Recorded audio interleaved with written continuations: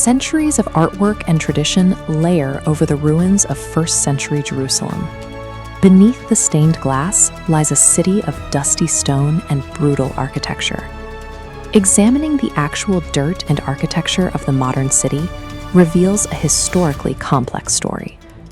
We are going to investigate the physical archaeology of 4 specific locations to find the reality of this monumental day. Stripping away the mythological polish and looking directly at the raw evidence makes these events feel grounded and terrifyingly real. The investigation begins by walking out of the city walls and descending into the Kidron Valley toward the Mount of Olives. Gnarled olive trees still stand in the garden today. During the 1st century, this location functioned as an active industrial workspace.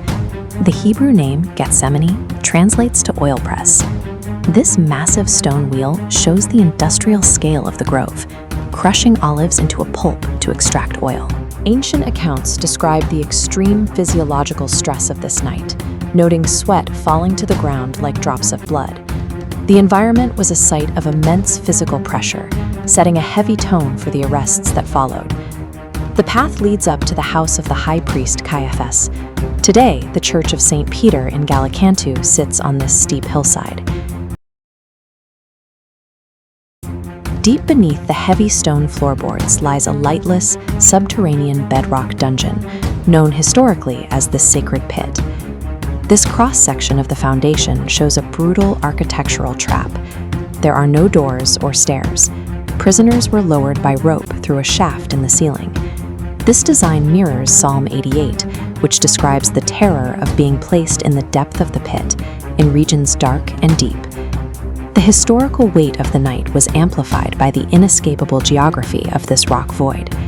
The execution site is now inside the Church of the Holy Sepulchre.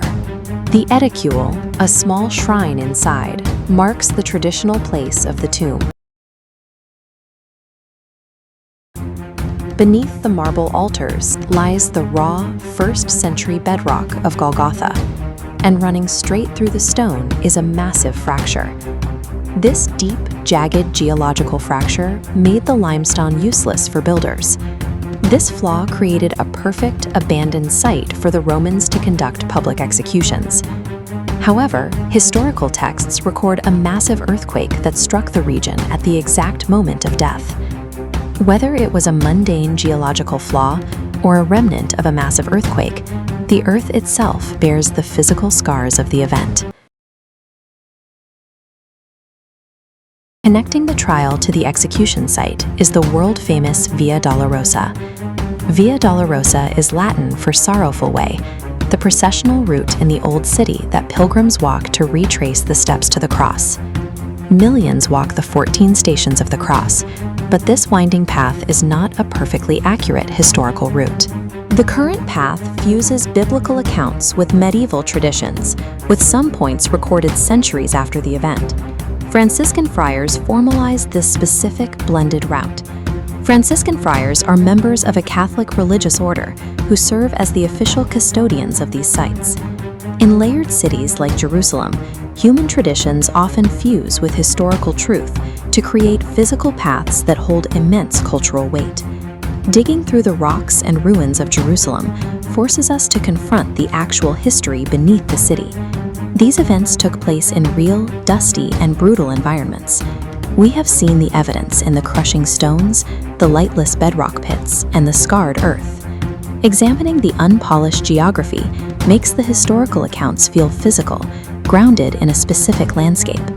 Which of these 4 archaeological findings shocked you the most? Let me know down in the comments.